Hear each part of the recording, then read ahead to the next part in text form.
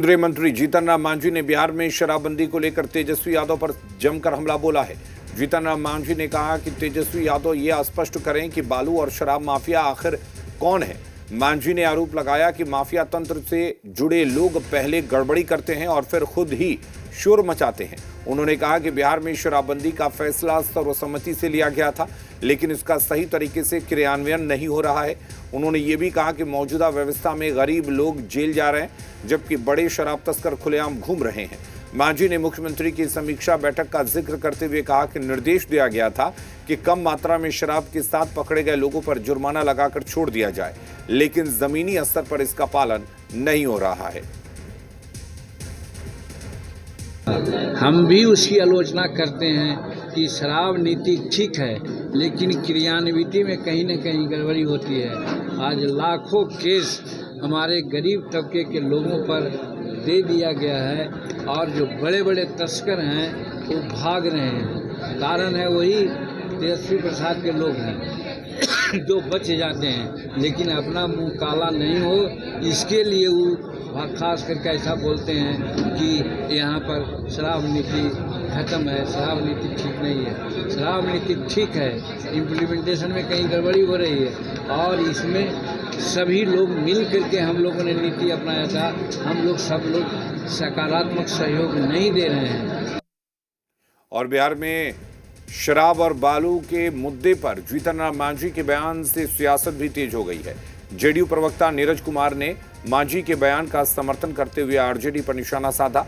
वहीं मंत्री लखिंदर पासवान ने कहा कि एनडीए सरकार माफियाओं पर कार्रवाई कर रही है। उधर आरजेडी प्रवक्ता एजाज अहमद ने अपनी पार्टी पर लगे आरोपों को निराधार बताया।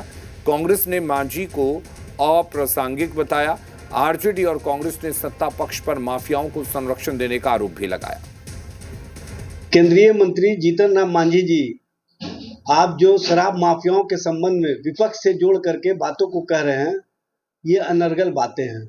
सत्ता और सत्ता पक्ष के माध्यम से जिस तरह से शराब माफियाओं को, बालू माफियाओं को, जमीन माफियाओं को संरक्षित किया जा रहा है, वो तो स्पष्ट रूप से सामने आने लगा है और स्पष्ट बातें सामने आने लगी हैं कि सत्ता के संरक्षण में खुलने का मौका मिलता है।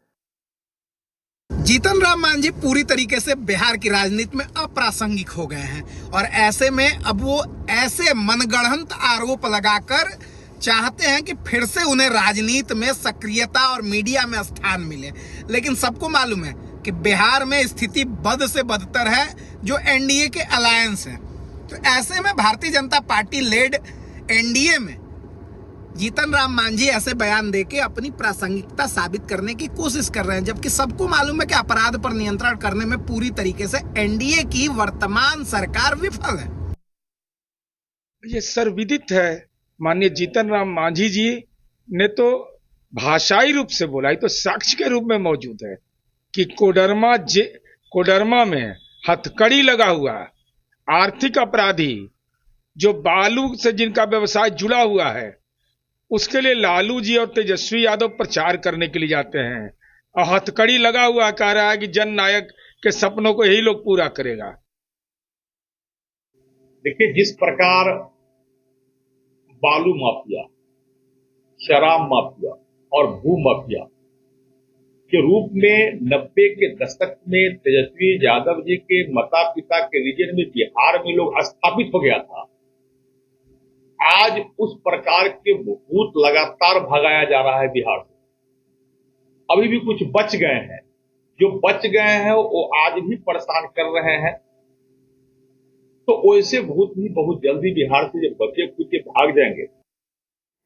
मोतिहारी में जहरीली शराब पीने से